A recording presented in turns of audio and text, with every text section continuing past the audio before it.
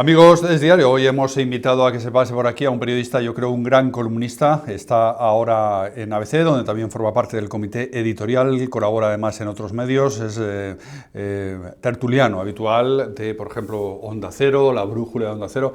Gran periodista, gran opinador, gran columnista, Chapu Apaolaza. ¿Qué tal? Bienvenido, Chapu. Muy bien, Javier, bien hallado. Gracias por esta presentación. Bueno, gracias por estar generosa. aquí con nosotros en el estudio. Has tenido esta delicadeza de venirte también por aquí, de conocer nuestros estudios. Y quería hablar contigo un poquito. Luego vamos a hablar un poquito de los Sanfermines también. Hombre, perfecto. Pero quiero hablar contigo un poco del tema de la política. ¿Cómo estás viendo la estrategia en este momento? Vamos a ver del partido de referencia del centro-derecha, el Partido Popular. ¿Está dando con la estrategia adecuada o está teniendo pérdidas de aceite importantes que le pueden perjudicar? Vamos a enfocarlo así, si te parece. La estrategia, todos podríamos pensar que el Partido Popular debería tener otra estrategia y debería, por ejemplo, decidirse o tomar más partido en las grandes disyuntivas que se le presentan, ¿no? Pues, por ejemplo, las cuestiones más delicadas, como por ejemplo el pacto con Vox, o el papel de Mazón en Valencia, o ahora mismo su relación con Estados Unidos, con la administración de Trump. Podría tener otra. Si miramos si es acertada o no, y lo miramos por los resultados, es acertada. Porque de alguna manera se mantiene y su aliado para alcanzar el gobierno estratégicamente crece. El punto más crucial, que puede ser, por ejemplo, su relación con Vox, de la que mucha gente legítimamente le pide que rompa, que establezca un abismo entre ellos y Vox. Ese cordón sanitario que se le pide al Partido Popular, pues en otros países no ha funcionado. Es decir, por ejemplo, en Francia no ha funcionado con la derecha radical. En Alemania tampoco ha funcionado.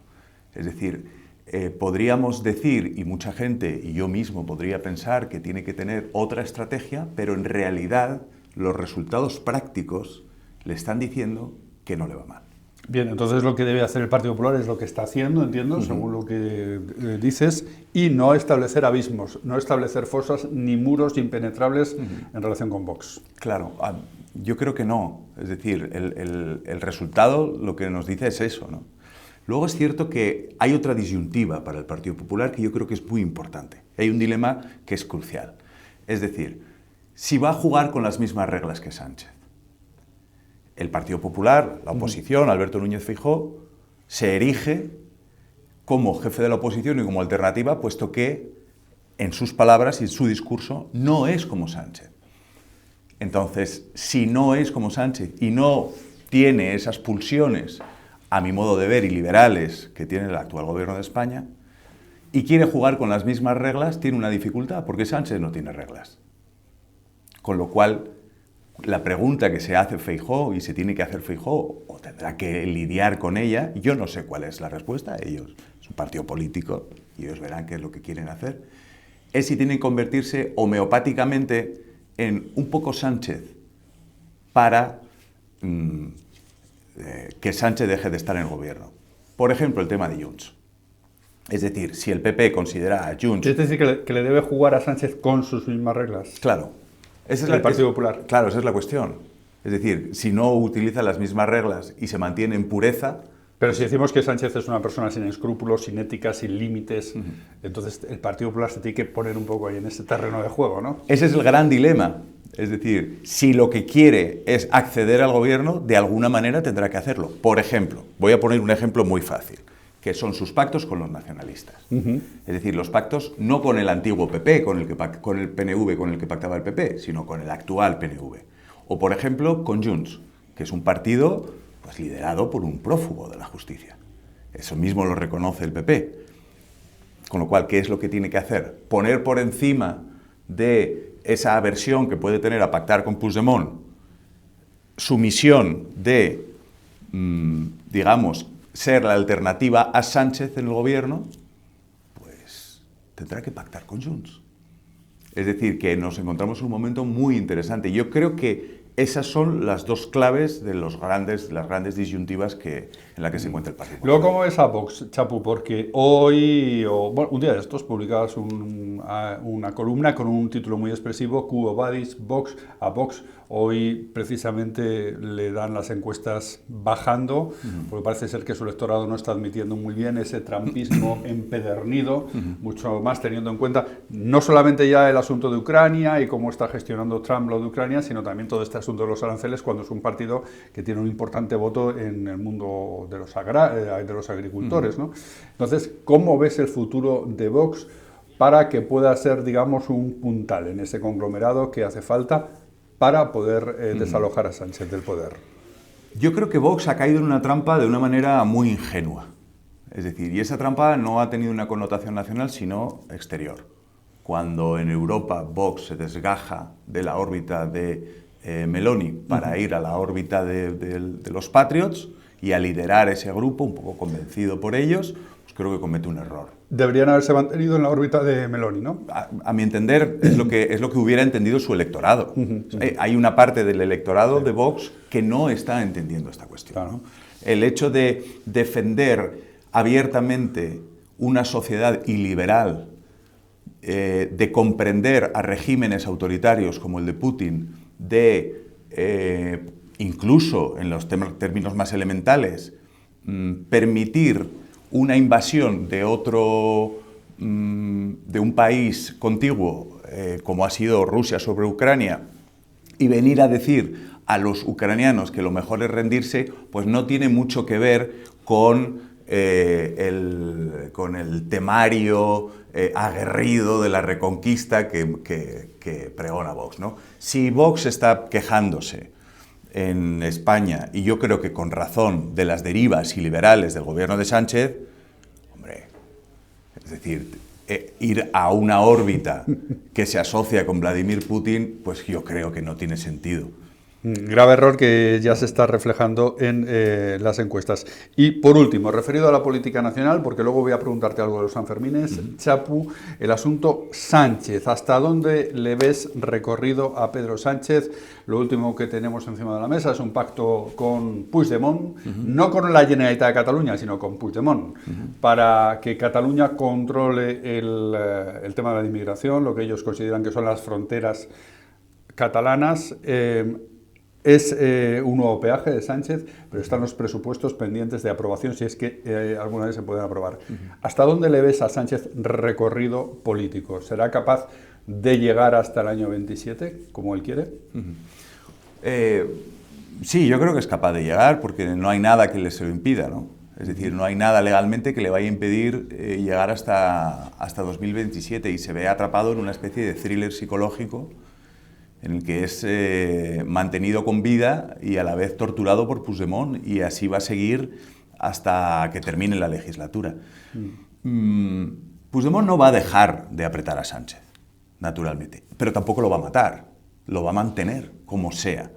Y entonces, porque muerto no le sirve de nada, entonces lo mantiene en una especie de respiración asistida en la que Puigdemont puede mostrarse útil. Ya no sabe qué pedirle Puigdemont. Claro. Porque lo que está encontrándose Sánchez y Puigdemont es que sus peticiones ya chocan con la ley. Es decir, es cierto que lo que han intentado y lo que van a conseguir también es no solamente cambiar la ley, sino cambiar la interpretación, convirtiendo al Tribunal Constitucional en un tribunal que revisa las decisiones de los otros tribunales.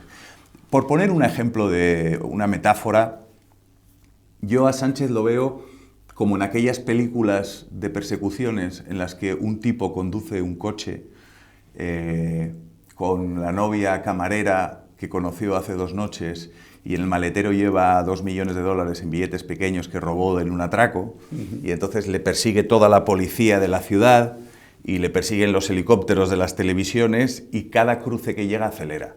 Entonces el ajuste por el que pasa con esos coches que vienen de lado y salta un tren, pues cada vez es más pequeño y cada vez el susto es mayor. Ahora, en ninguna película de Hollywood el atracador huye hasta México y tiene una vida feliz en una gran mansión con la novia camarera. Eso no pasa. Es decir, las persecuciones se terminan. Si me preguntas cuándo, no lo sé. probablemente cuando termine la legislatura. Bien, esa metáfora me parece súper brillante, esta metáfora que has utilizado, esta imagen que has utilizado para describir este momento político que estamos viviendo tan enrevesado, tan complicado y tan rocambolesco, con situaciones tan rocambolescas. Bueno, te quería hacer una pregunta sobre el tema de los Sanfermines. Eres un gran aficionado a los Sanfermines, que no se quiere jubilar además como corredor.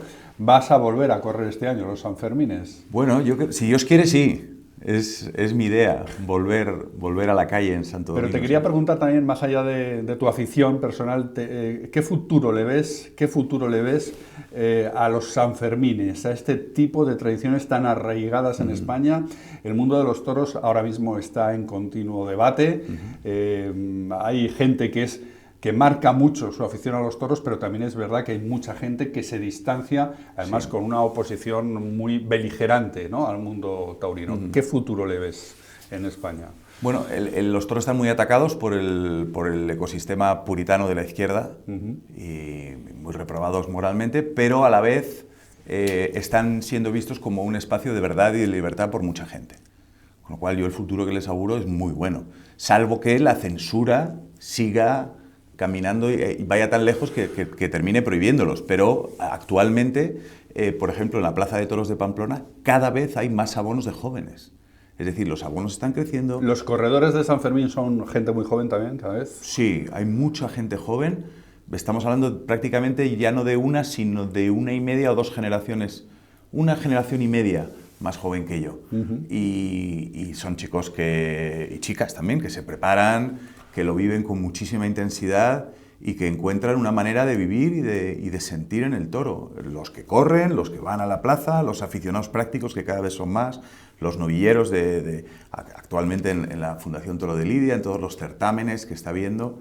Yo le auguro un futuro muy sano. Otra cosa es lo que suceda dentro de la fiesta de los toros, pues con el propio sector, con las carencias que tiene, pero los antitaurinos y los enemigos del toro lo han convertido en un espacio censurado.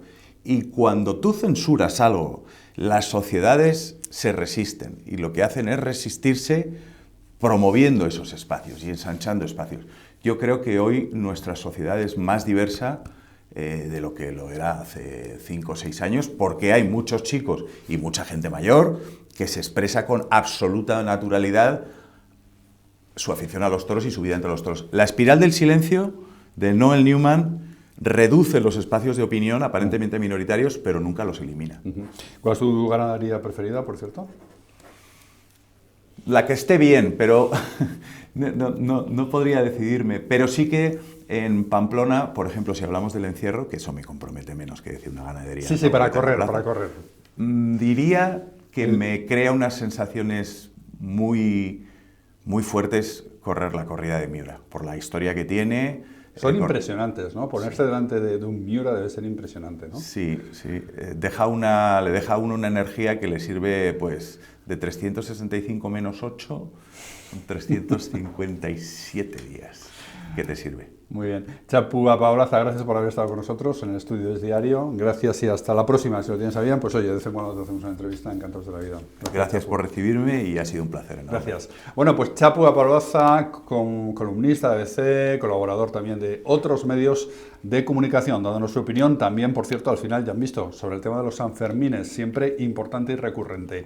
Es Diario, es noticia.